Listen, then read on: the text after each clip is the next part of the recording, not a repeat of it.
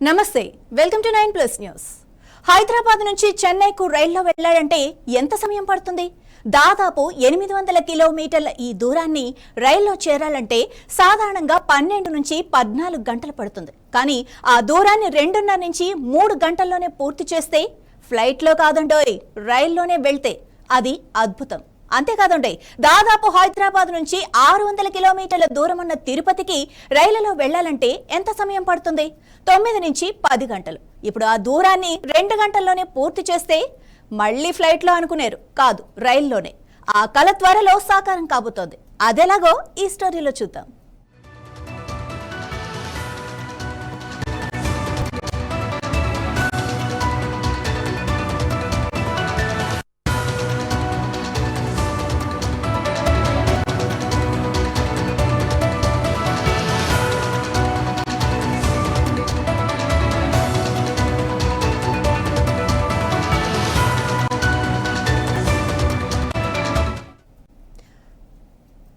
హైదరాబాద్ నుంచి చెన్నై వెళ్లే ప్రతిపాదిత బుల్లెట్ రైల్ ప్రాజెక్టుకు కేంద్ర రాష్ట్ర ప్రభుత్వాలు ప్రణాళికలు సిద్ధం చేస్తున్నాయి. అది తిరుపతి మీదుగా వెళ్లేలా ప్లాన్ చేస్తున్నాయి. ఈ హై స్పీడ్ కారిడార్ పూర్తయితే చెన్నైకు 12 గంటలకు పైగా పట్టే ప్రయాణ సమయం 2.5 నుంచి 3 గంటలకు తగ్గిపోతుంది. Hyderabad to Chennai high speed corridor ను ఏపీ రాజధాని అమరావతి మీదుగా వెళ్లేలా ప్లాన్ చేశారు. ఈ ప్రయాణంలో ప్రతిపాదించిన 18 రైల్వే స్టేషన్లలో తిరుపతి ఎయిర్పోర్ట్ వద్ద ఒకటిగా ఉంది.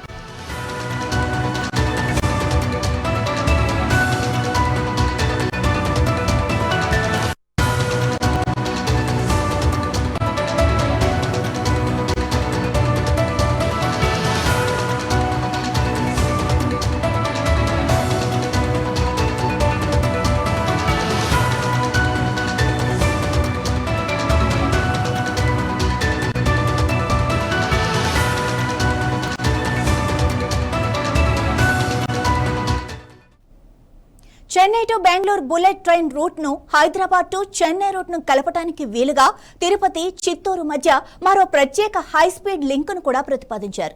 ఈ బుల్లెట్ రైలు గంటకు 350 కిలోమీటర్ల వేగంతో ప్రయాణిస్తుందని అంచనా. ఈ కారిడార్ కోసం రైల్వే శాఖ డిపిఆర్ ను కేంద్ర ప్రభుత్వానికి సమర్పించింది. ఈ ప్రతిపాదిత బుల్లెట్ రైల్ ప్రాజెక్ట్ అమల్లోకి వస్తే అమరావతి, హైదరాబాద్, బెంగళూరు, చెన్నైలతో పాటు తిరుపతి పుణ్యక్షేత్రానికి భక్తుల రాకపోకలు అత్యంత వేగవంతం కానున్నాయి.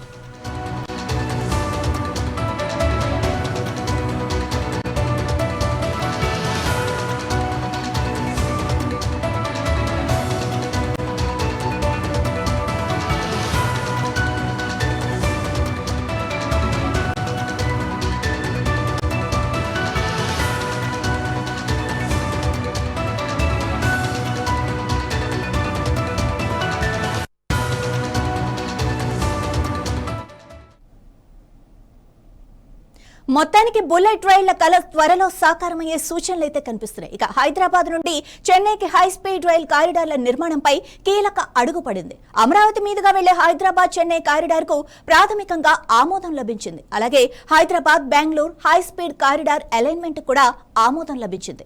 ఈ 2 కారిడార్ల డిపిఆర్ ను జాతీయ high speed rail corporation limited సిద్ధం చేసింది. ప్రభుత్వ ఆమోదం కోసం ఎదురు చూస్తోంది. ఈ ప్రాజెక్టులు పూర్తయితే తెలుగు రాష్ట్రాల ముఖ చిత్రం పూర్తిగా మారిపోవడం ఖాయం.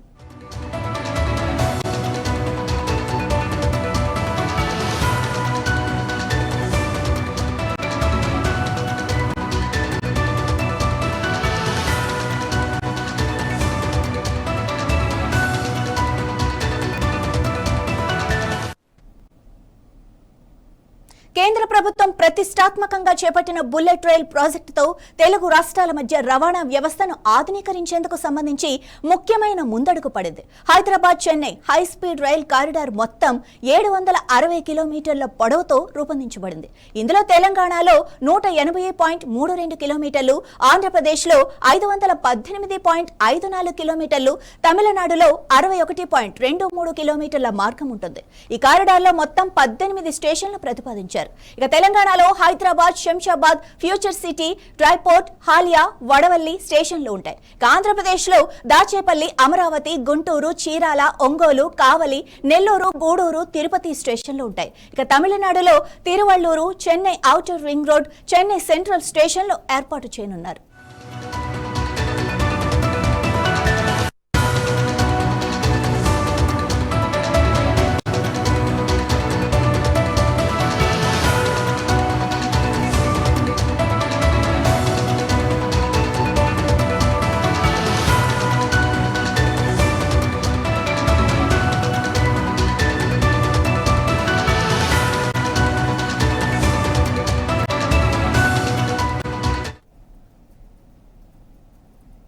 ఈ కారిడార్ అమరావతి మీదుగా వెళ్లాలని ఏపీ ప్రభుత్వం సూచించింది. మొదట ఈ మార్గాన్ని మార్చాలన్న ప్రతిపాదనలు వచ్చినా చివరికి అమరావతి ద్వారానే వెళ్లేందుకు ఆమోదం లభించింది. ఈ బుల్లెట్ రైల్ ప్రాజెక్టు పూర్తయితే హైదరాబాద్ నుండి అమరావతికి 70 నిమిషాల్లోనే చేరుకోవచ్చు. అమరావతి నుండి చెన్నైకి 112 నిమిషాల్లో ప్రయాణం సాధ్యమవుతుంది.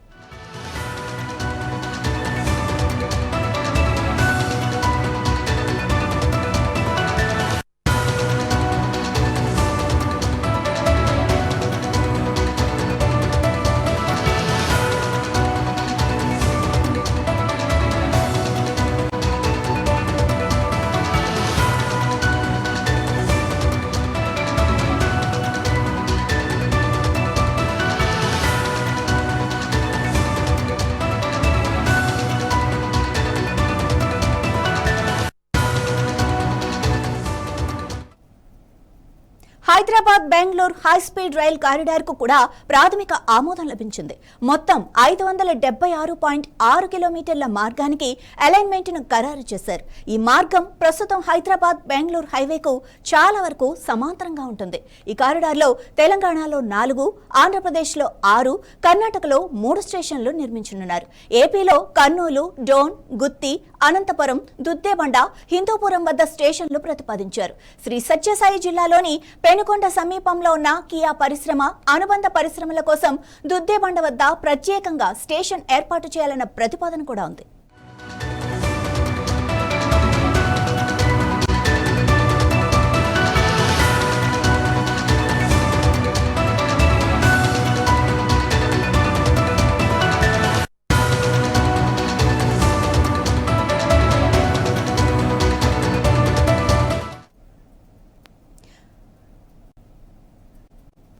జాతీయ high speed rail corporation limited ప్రస్తుతం B35 రకం హై స్పీడ్ రైళ్లను అభివృద్ధి చేయడానికి ప్రపంచ తయారీదారులను ఆహ్వానిస్తోంది.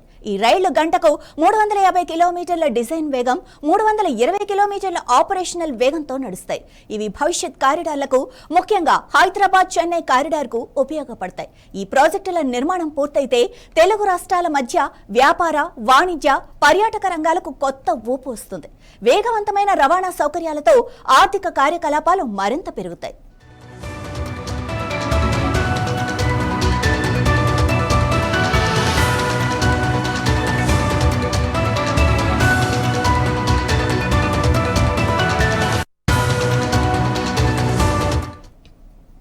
Hyderabad, Amaravati, Chennai high speed rail corridor కు ప్రాథమిక ఆమోదం లభించడం నిజంగా శుభ పరిణామం. హైదరాబాద్ బెంగళూరు కారిడార్ తో పాటు బెంగళూరు చెన్నై కారిడార్ కూడా అందుబాటులోకి వస్తే బుల్లెట్ రైళ్ల చతుర్భుజి ఏర్పాటవుతుంది. దీంతో ఈ నగరాల మధ్య ప్రయాణ సమయం గణనీయంగా తగ్గుతుంది. 1-2 గంటల్లోనే గమ్యస్థానాలకు చేరుకోవటం సాధ్యమవుతుంది. జాతీయ high speed rail corporation limited సమర్పించిన డిపిఆర్ ప్రభుత్వ ఆమోదం పొందిన తర్వాత ఈ ప్రాజెక్టు పనులు మరింత వేగవంతమయ్యే అవకాశం ఉంది. ఈ బుల్లెట్ రైళ్లు తెలుగు రాష్ట్రాల అభివృద్ధికి కొత్త దిశానిర్దేశం చేస్తాయి అనటంలో సందేహమే లేదు.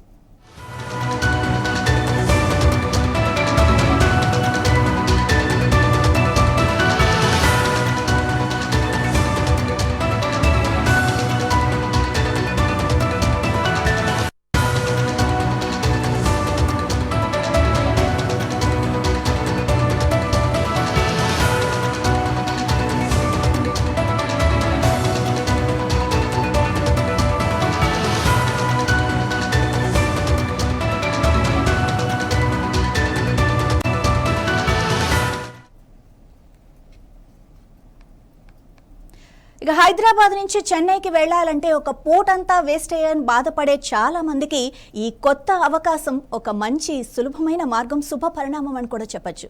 ఇక ఇదే విషయానికి సంబంధించి మరింత సమాచారం మా ప్రతినిధి రాజ్ కుమార్ అందిస్తారు. రాజ్ కుమార్, చెప్పండి, ఈ అంశానికి సంబంధించిన అప్డేట్స్ మీ దగ్గరే ఉన్నాయి.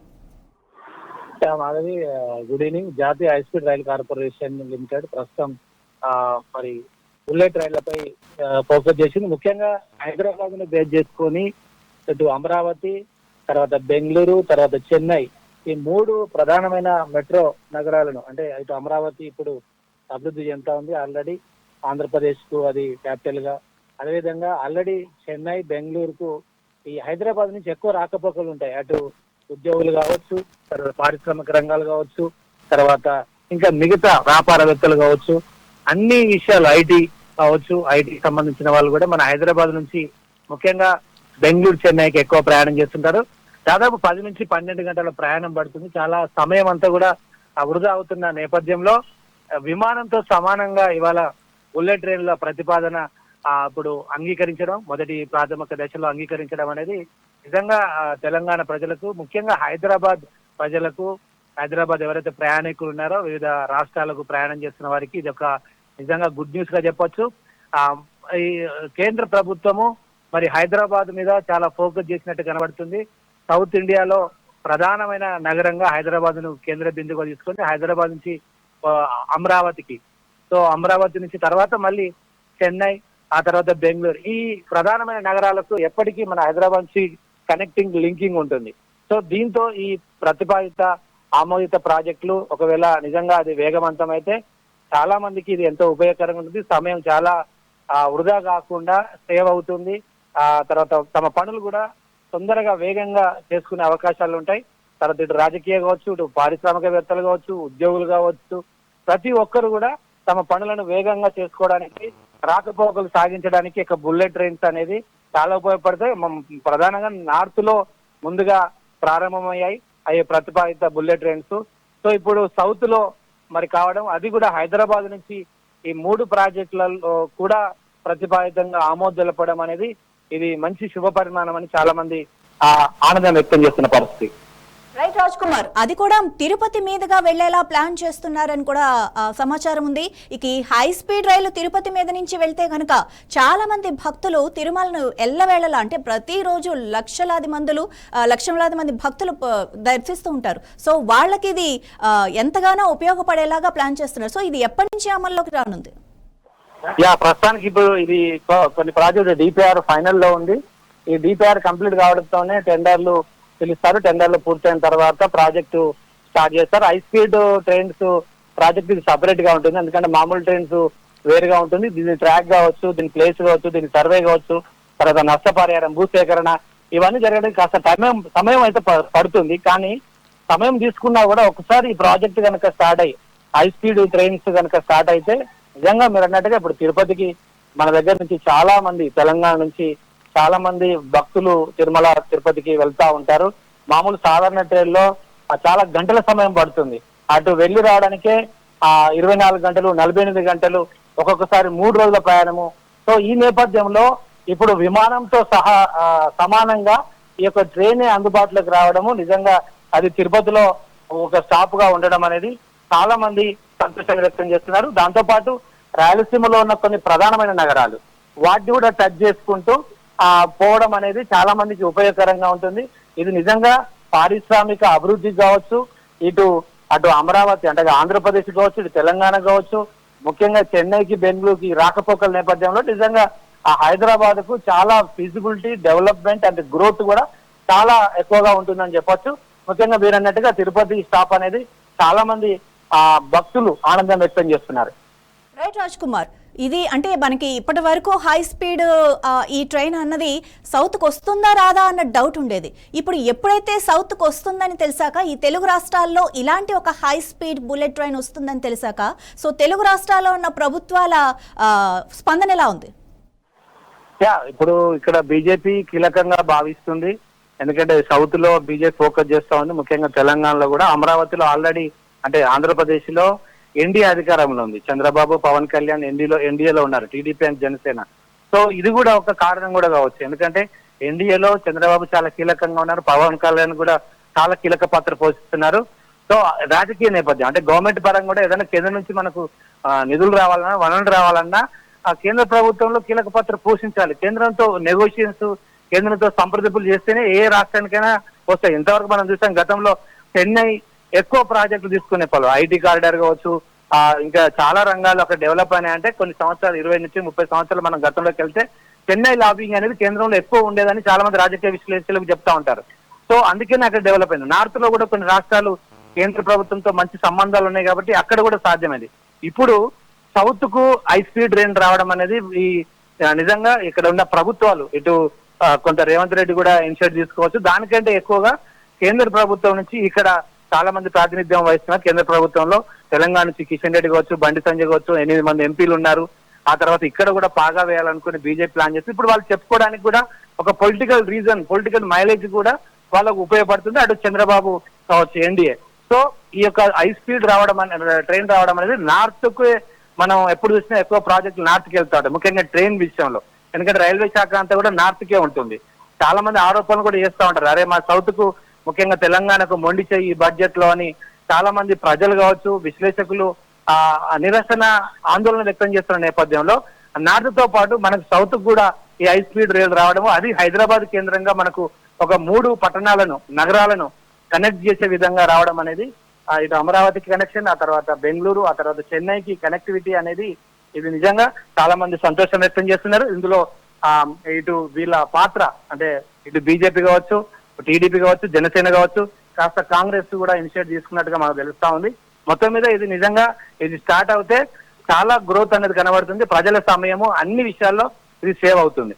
రైట్ రాజ్ కుమార్, అంటే ఇప్పటి వరకు మనం అటు ఎన్డీఏ ప్రభుత్వం అంటే ఏపీలోని ఎన్డీఏ ప్రభుత్వాన్ని, ఇటు తెలంగాణలో కాంగ్రెస్ ప్రభుత్వాన్ని కాసేపు పక్కన పెడితే తెలుగు రాష్ట్రాల్లో పాగా వేయాలి అని చూస్తున్న బీజేపీ మన తెలుగు రాష్ట్ర ప్రజలకు ఇస్తున్న ఒక దీనిగా చూడొచ్చా దీన్ని?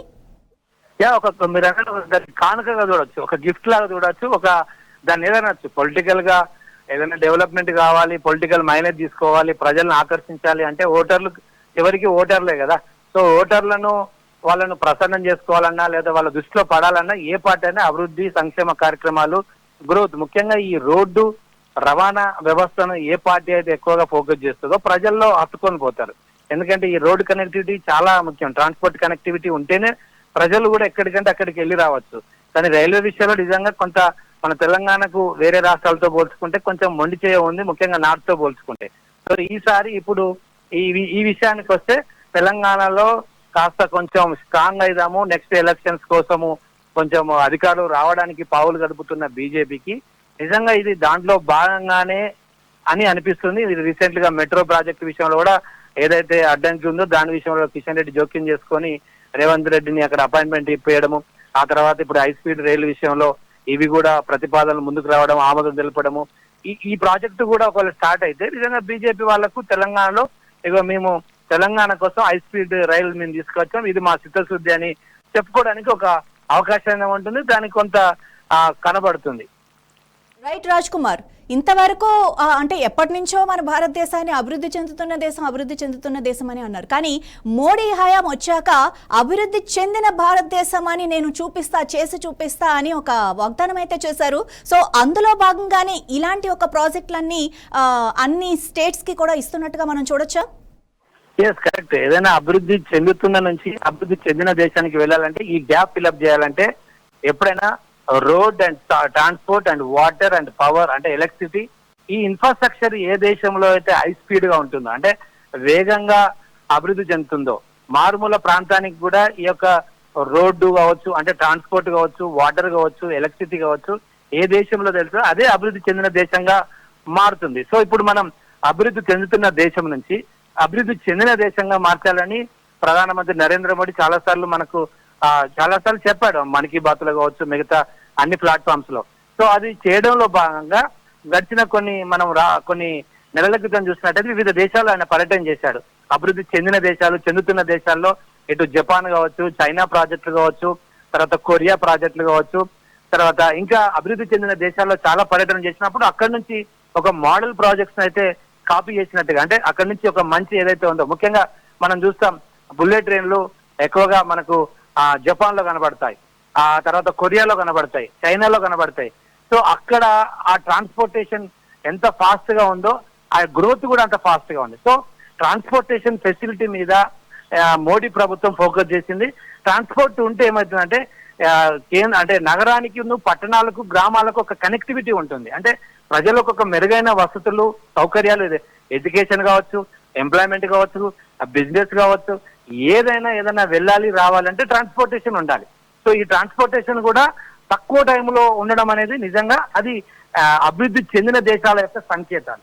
కాబట్టి దాంట్లో భాగంగా ఆ ప్రాజెక్ట్ లో భాగంగానే 2042 ఒక లక్ష్యంగా పెట్టుకున్నారు. మిషన్ 2042లో భాగంగా మోడీ ఏదైతే తీసుకెళ్తున్నాడో దానికి ఈ యొక్క ఏదైతే డెవలప్మెంట్ ఉందో, ఇన్ఫ్రాస్ట్రక్చర్ ఉందో ఇది చాలా ఉపయోగపడుతుంది. ఇది అవసరం. ఇవి లేకుండా ఈ హై స్పీడ్ కావచ్చు, తర్వాత రోడ్డు ట్రాన్స్పోర్ట్, ఎలక్ట్రిసిటీ, వాటర్, ఈ డెవలప్మెంట్ ఇన్ఫ్రాస్ట్రక్చర్ లేకుండా అభివృద్ధి చెందిన దేశంగా ప్రకటించలేరు. కాబట్టి ఇదే బేస్. సో ఈ రోజు ఇప్పుడు తీసుకున్న ఏదైతే మనం మాట్లాడుతున్న ఈ హై స్పీడ్ ట్రైన్స్ కావచ్చు, బుల్లెట్ ట్రైన్స్ కావచ్చు, ఇంకా మిగతా ఇన్ఫ్రాస్ట్రక్చర్ అంతా కూడా మన దేశాన్ని అభివృద్ధి చెందిన దేశాల జాబితాలోకి తీసుకెళ్ళడానికి చాలా ఉపయోగపడతాయి, దోహదపడతాయి. Right, thank you Raj Kumar.